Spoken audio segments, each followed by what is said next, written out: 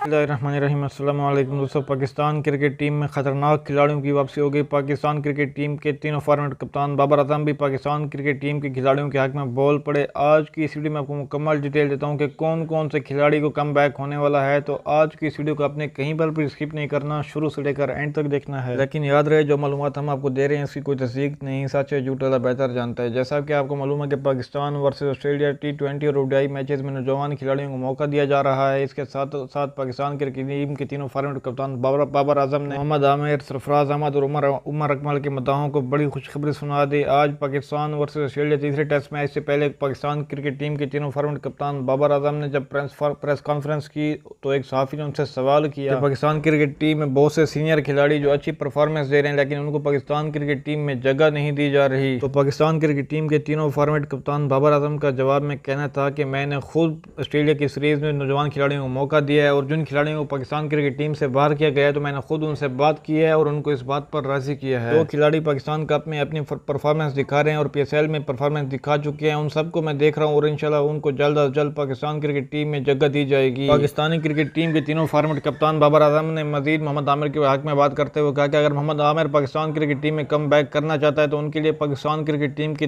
दरवाजे हमेशा के लिए खुले हैं। वो अपनी परफॉर्मेंस दिखाएं और पाकिस्तान क्रिकेट टीम में वो दाखिला ले सकते हैं। पाकिस्तानी क्रिकेट टीम के तीनों फॉर्मेट कप्तान बाबर आजम ने उमर अकमल के बारे में बात करते हुए कहा कि उमर अकमल अच्छी परफॉर्मेंस दिखा रहे हैं और PSL में भी अच्छी परफॉर्मेंस दिखाई है। अगर वो इसी तरह परफॉर्मेंस दिखाते रहे तो मुझे उम्मीद है उनको पाकिस्तान क्रिकेट टीम में जगह दे दी जाएगी। तो दोस्तों, ये थी आज की वीडियो। हमें दीजिए इजाज़त, मिलेंगे नेक्स्ट वीडियो में, तब तक के लिए अल्लाह हाफिज़।